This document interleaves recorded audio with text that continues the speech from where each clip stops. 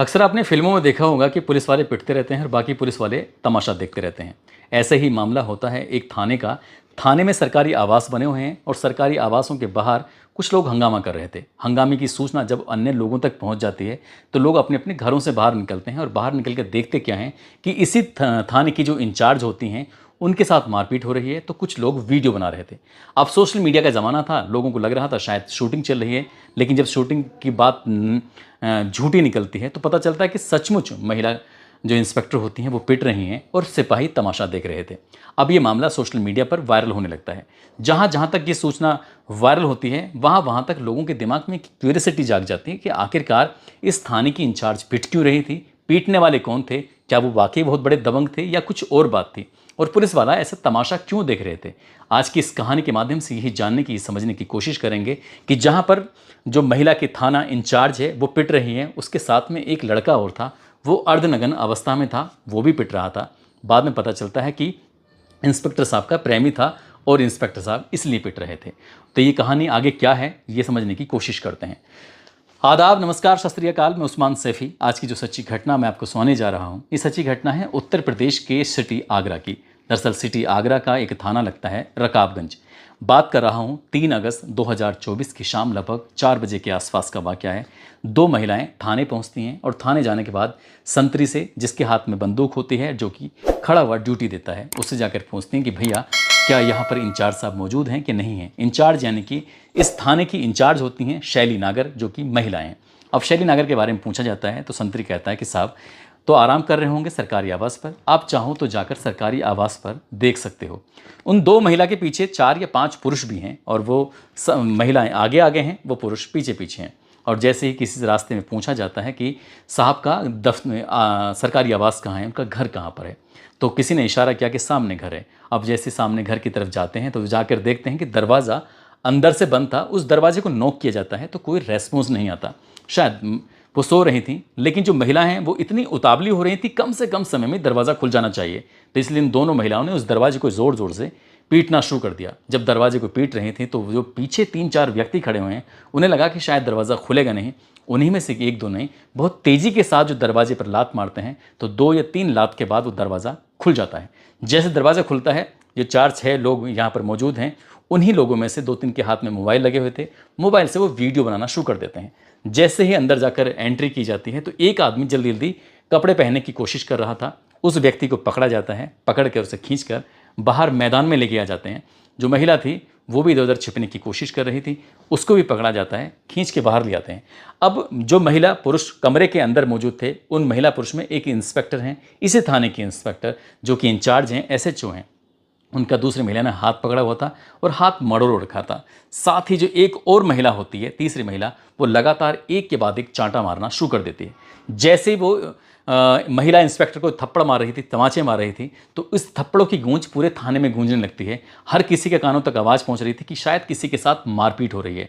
अब ना केवल उस महिला के साथ मारपीट हो रही थी, बल्कि जो कमरे में मौजूद था, जिसने बनियान पहना हुआ था, उस व्यक्ति के साथ भी मारपीट हो रही थी।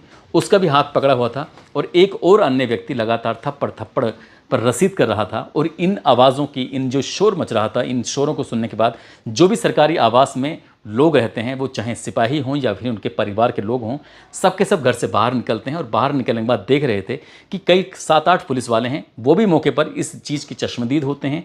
उनमें से कई पुलिस वाले वीडियो बना रहे थे और कई पुलिस वाले खड़े हुए आराम से देख रहे थे, जबकि इस थाने की इंचार्ज पीटी जा रही थी। कुछ लोगों को लग रहा था, देखने वालों को, जैसे फिल्म की शूटिंग चल रही थी, लेकिन वो फिल्म की शूटिंग नहीं थी, बल्कि सचमुच अधिकारी पिट रही थी और लोग तमाशा देख रहे थे। पुलिस वाले भी तमाशा देख रहे थे, पब्लिक के लोग भी अब तमाशा देखना शुरू कर देते हैं। देखते देखते हंगामा बढ़ने लगता है। हंगामा जब लगातार बढ़ रहा था, मार पिटाई खूब ज़्यादा होने लगती है, तब ये बात उच्च अधिकारियों तक पहुंच जाती है। उच्च अधिकारी यानी कि इस इलाके की जो एसीपी होती हैं सुकन्या शर्मा, उन तक बात पहुंचती है। और जैसे उन तक खबर पहुंचती है, वह तुरंत मौके पर आती हैं और आने के बाद अपने ही थाने की इंचार्ज को बचाती हैं। बचाने के बाद उनको इत्मीनान से पानी पिलाया जाता है और जो पीट रहे थे उनमें से 2-3 तो भाग जाते हैं और 3-4 रह जाते हैं, उनको भी पकड़ लिया जाता है। क्यों पीट रहे थे यही जानने की कोशिश कर रहे थे। जो लड़का है जो अर्धनग्न अवस्था में था, क्यों पीट रहा है, कौन है वो, इसी के बारे में जानकारी अब जुटाने की कोशिश कर रहे थे। जो महिला है जो पिट रही थी, उस महिला का नाम शैली नागर होता है, जो रकाबगंज थाने की इंचार्ज होती हैं, एसएचओ होती हैं, थाने की मालिक होती हैं। कहते हैं कि इंस्पेक्टर यानी कि थाने के जो इंचार्ज होता है, मालिक में तो बहुत बड़ी पावर होती है, वो चाहे तो किसी को भी पकड़ के बंद कर सकता है, ऐसा बताया जाता है। थानेदार अगर कुछ लिख दे तो उसके कलम को कोई मिटा नहीं सकता, इतनी पावर होती है, इतना पावरफुल। और फिर उसके बाद वो महिला पिट रही थी। उसके बाद पूछा जाता है ये आदमी कौन है, आदमी के बारे में पूछा जाता है तो आदमी बताया जाता है कि वो उत्तर प्रदेश पुलिस में बतौर इंस्पेक्टर है, जिसका नाम पवन कुमार है। लेकिन पवन कुमार यहाँ क्या कर रहा है, जबकि इसकी पोस्टिंग तो उत्तर प्रदेश के मुजफ्फरनगर ज़िले के अंदर विजिलेंस में होती है।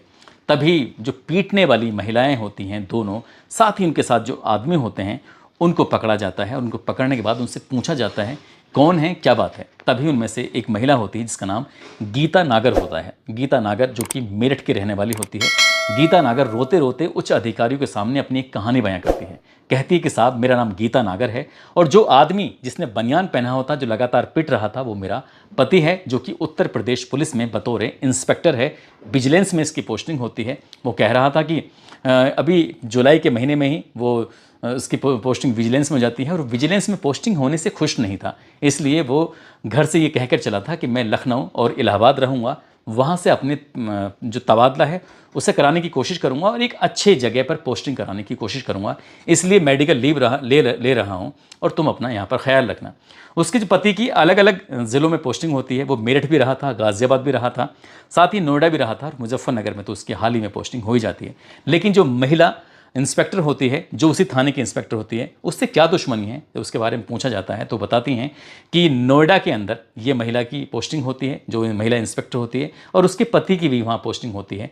दोनों के बीच में दोस्ती हो जाती है, प्यार हो जाता है। और ये मुझे बाद में पता चला कि जब चाहा तब घर से कोई ना कोई बहाना करके इसी से आके मुलाकात करता था, और ये बात उसको पता नहीं थी पूरी तरह से। हालांकि वो शक करती थी कि अचानक से घर से गायब हो जाते हैं, क्या बात है समझ में नहीं आती। लेकिन 1 अगस्त 2024 को अचानक ही रकाबगंज थाने में हंगामा हो जाता है। हंगामा 2 लोगों के बीच में होता है, इसी इंचार्ज यानी कि शैली नागर और मुंशी, एक हेड मोरेन होता है, उसके बीच में हंगामा कुछ इस तरह से होता है। दोनों के बीच में कहासुनी हो जाती है, कहासुनी मारपीट तक की नौबत आ जाती है। लेकिन बाकी लोग शांत कर देते हैं मामले को। कहते हैं कि जो इंस्पेक्टर है, महिला इंस्पेक्टर, अपने ही साथियों के प्रति उनका व्यवहार अच्छा नहीं होता है, इसलिए कुछ लोग उनसे कटने लगते हैं, दूर रहने लगते हैं। अधिकारी आते हैं और इस मुंशी और इंस्पेक्टर के बीच में विवाद हुआ था, उसे शांत करने के लिए। हालांकि किसी का कोई ट्रांसफ़र, कोई तबादला नहीं किया और ये मामला कहीं ना कहीं ठंडे बस्ते में चला जाता है। लेकिन इसी थाने से कोई एक सिपाही कहीं से नंबर प्राप्त करके गीता नागर को फ़ोन करके कहता है कि तुम्हारा जो पति है वो ट्रांसफ़र कराने के लिए लखनऊ या इलाहाबाद नहीं घूम रहा है, बल्कि वो आगरा के रकाबगंज थाने में जो महिला इंस्पेक्टर है, जो यहाँ की इंचार्ज हैं, उनके साथ रंगरेलियाँ मना रहा है। तुम्हें अपने पति की फिक्र है कि नहीं है। जैसे ही गीता नागर ने ये बात सुनी, ये कहानी सुनी, वो आग बबूला हो जाती है। अपने भैया को कहती है, भैया का नाम ज्वाला नागर होता है, भैया जल्दी जल्दी हो सके चलना है। 2 अगस्त 2024 को वो प्लान बनाते हैं और प्लान के तहत वो अपने घर से निकलते हैं। साथ में ज्वाला नागर अपनी पत्नी यानी कि सोनिया, जो कि गीता की भाभी होती है, सोनिया नागर को भी साथ ले लेते हैं। अब उनका एक बेटा है, जिस बेटे का नाम अधिराज नागर होता है, जिस गीता नागर का और उस पुलिस इंस्पेक्टर का, तो उसको भी साथ ले लेते हैं, जिसकी उम्र 14-15 साल के आसपास होती है। साथ ही भतीजा कहता है कि मैं भी आपके साथ चला हूँ, दिग्विजय नागर, वो भी साथ चला जाता है। पहले तो जाके संतरे से पूछते हैं कि क्या जो इंचार्ज साहब हैं वो कहाँ पर हैं, तो सरकारी आवास में होते हैं। और ऐसा बताया जा रहा था कि दोनों रंगरेलियाँ मना रहे थे, दोनों आपत्तिजनक स्थिति में थे या नहीं थे, ये तो खैर जांच का विषय है, लेकिन ऐसा मीडिया रिपोर्ट कहती है। दोनों अंदर थे, दरवाज़ा खटखटाया जा रहा था, दरवाजे से निकल नहीं रहे थे। गुस्सा ज़्यादा बढ़ जाता है, दरवाज़ा तोड़ा जाता है। तोड़ने के बाद अंदर जाते हैं और जिस स्थिति में शायद उन्होंने देखा, इसलिए वो आग बबूला हो जाते हैं और गुस्सा इस कदर बढ़ जाता है कि दोनों को बाहर खींचते हुए निकाल के लेके आते हैं और इतना पीटते हैं कि उसके पीटने की गूंज पूरे उत्तर प्रदेश ही नहीं बल्कि पूरे भारतवर्ष में उस वीडियो के माध्यम से फैल जाती है कि एक महिला इंस्पेक्टर एक पुरुष इंस्पेक्टर के साथ इन दोनों रंगरेलियाँ मना रहे थे। परिवार के लोग मौके पर आ जाते हैं। गुस्सा इतना बढ़ जाता है कि दोनों को इतना पीटते हैं कि महिला इंस्पेक्टर के हाथ में फ्रैक्चर भी आ जाता है। अब पुलिस वालों तक बात पहुंच जाती है। पुलिस वालों को बड़ा अजीब लगता है कि थाने के अंदर किसी अधिकारी को पीटना ये वाकई में बहुत बड़ी बात हो जाती है। इसलिए अब पुलिस ने इसकी जांच पड़ताल शुरू की। साथ ही डीसीपी सूरज राय इस मामले की जांच पड़ताल करने के लिए मौके पर थाने पर पहुंच जाते हैं। पुलिस आयुक्त जे रविंद्र गौड़, उन्हें भी बड़ा अजीब लगता है कि उनके इस सर्किल में, उनके इस इलाके में इस तरह से पुलिस वाले पिट रहे हैं। कितनी अजीब बात है। इस मामले की जांच पड़ताल जब शुरू करा जाती है तो पता चलता है कि थाने के अंदर 2 सिपाही होते हैं, मुख्य आरक्षी होते हैं। एक का नाम विशाल होता है, दूसरे का नाम हरिकेश होता है। दोनों ही वीडियो बनाने में मशगूल थे उन्होंने इस महिला इंस्पेक्टर को बचाने में पूरी कोई दिलचस्पी नहीं ली, उसको सिर्फ पिटता हुआ देख रहे थे, तमाशा देख रहे थे, वीडियो बनाया और वायरल कर दिया। जैसे वीडियो वायरल होता है, न केवल उत्तर प्रदेश पुलिस की फजीहत होती है, बल्कि एक महिला इंस्पेक्टर जो होता है उसका चरित्र हनन भी होता है और उसका जो आइडेंटिटी थी, उसकी जो एक पहचान थी, वो भी डिस्क्लोज हो जाती है। ये अफसोस की बात थी, इसलिए उच्च अधिकारियों ने इन दोनों को सस्पेंड कर दिया और जांच पड़ताल की। तो जांच पड़ताल करने के बाद पता चलता है कि दरोगा सुनील लांबा, दरोगा देवेंद्र, मुख्य आरक्षी रेखा, सिपाही अंकित, साथ ही पीआरबी में तैनात गिरीश, ड्राइवर जो उसका पीआरबी का होता है राजेंद्र, ये 6 लोग होते हैं। इनके खिलाफ विभागीय कार्रवाई होती है और इनको पुलिस में लाइन हाजिर कर दिया जाता है। इनकी भी लापरवाही सामने आती है। साथ ही एक होमगार्ड होता है, वो भी शायद चश्मदीद था, वो भी मौके पर था, उसने भी कोई प्रयास नहीं किया, इसलिए उसकी जो रिपोर्ट थी वो कमांडेंट को भेज दी जाती है ताकि उसके खिलाफ भी उच्च स्तरीय कार्रवाई हो सके। अभी इस मामले की जांच पड़ताल चल रही है। पुलिस आयुक्त जे रविंद्र गौड़ ये बताते हैं कि वाकई अफसोसजनक घटना है।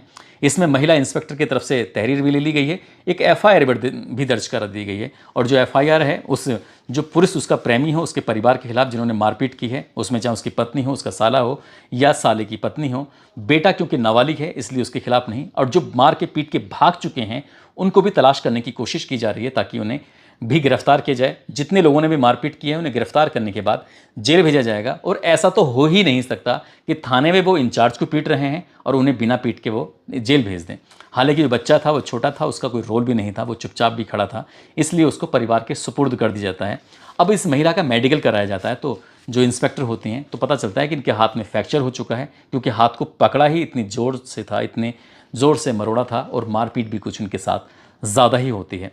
साथ ही इस महिला जो इंस्पेक्टर होती हैं, क्योंकि उनके कृत्य कोई बहुत ज़्यादा अच्छे तो थे नहीं, इसलिए विभागीय कार्रवाई होने के साथ साथ इनको सस्पेंड कर दिया जाता है और इनके ऊपर जांच बैठा दी जाती है। साथ ही जो इनके साथ आपत्तिजनक स्थिति यानी कि जो इनके साथ थे कमरे में मौजूद होते हैं पवन कुमार, जिनकी क्या उत्तर प्रदेश के मुजफ्फरनगर के विजिलेंस में उनकी पोस्टिंग होती है, उनके खिलाफ भी शासन को रिपोर्ट भेज दी गई है ताकि उनके खिलाफ भी उच्च स्तरीय कार्रवाई हो सके और उचित कदम उठाए जा सकें। लेकिन सोशल मीडिया पर जैसे ही ये कहानी वायरल होने लगती है तो महिला इंस्पेक्टर जिनका नाम शैली राणा होता है, उनकी 1-2 पोस्ट थी जो इंस्टाग्राम पर उन्होंने कुछ गानों पर लिपसिंग करी है। तो इसका मतलब वो एक तो देखने में ज़्यादा खूबसूरत होती हैं और खूबसूरत होने के साथ साथ वो सोशल मीडिया पर एक्टिव रहना चाहती हैं, इसलिए शायद उन्होंने वीडियो बनाया होगा। वो वीडियो साथ साथ वायरल होने लगता है और ये वीडियो एक साथ होते हैं, पिटाई का वीडियो, साथ ही वो गाना गाने का वीडियो, और एक और फोटो होता है जिसमें पूरी वर्दी पहनी हुई है और पीछे थाने का नाम लिखा हुआ है और कौन कौन इस थाने में इंचार्ज रहा है उनका भी नाम लिखा हुआ है। इस घटना के बाद उत्तर प्रदेश पुलिस की बेइंतहा फजीहत हुई है, साथ ही उस महिला इंस्पेक्टर की और साथ ही उस पवन कुमार इंस्पेक्टर की भी खूब फजीहत हुई है। दोस्तों, इस पूरे घटनाक्रम को सुनाने का उद्देश्य किसी को परेशान करना नहीं है, किसी का दिल दुखाना नहीं है, बल्कि आपको जागरूक करना है, आपको सचेत करना है और आपको बताना जताना है कि खासकर पुलिस वाले जिन पर जिम्मेदारियां होती हैं उनको तो शायद इस तरह के कदम नहीं उठाने चाहिए। जो दूसरों की सेवा में लगे रहते हैं, जो क्या समाज को सुधारने की बात करते हैं, जो कि न्याय की बात करते हैं, न्याय दिलाने की बात करते हैं, और वही अगर इस तरह के गंदे घिनौने कृत्य करेंगे तो फिर आखिरकार कोई पीड़ित व्यक्ति किसके पास जाकर इंसाफ की गुहार लगाएगा। इसलिए ये वाकई गलत हुआ है और हम अपनी वीडियो के माध्यम से प्रदेश सरकार से ये अपील करेंगे कि इनके खिलाफ उचित कार्रवाई भी होनी चाहिए। साथ ही कोई भी कदम उठाने से पहले सोचना चाहिए। जिस तरह से जो 2 पुलिस वाले होते हैं जिनकी जिम्मेदारी बनती थी कि इस लड़ाई को रोकना चाहिए था, बीच बचाव करना चाहिए था, वो वीडियो बना के खुद ही वायरल कर रहे थे। हालांकि वो शायद मुंशी के कहीं ना कहीं पक्षधर रहे होंगे, इसलिए मुंशी का और इंस्पेक्टर का झगड़ा हुआ था, इसलिए इंस्पेक्टर का साथ ना देके वो मुंशी के खेमे में चले जाते हैं और शायद इसका उन्हें प्रसाद भी मिल जाता है, वो सस्पेंड भी हो जाते हैं।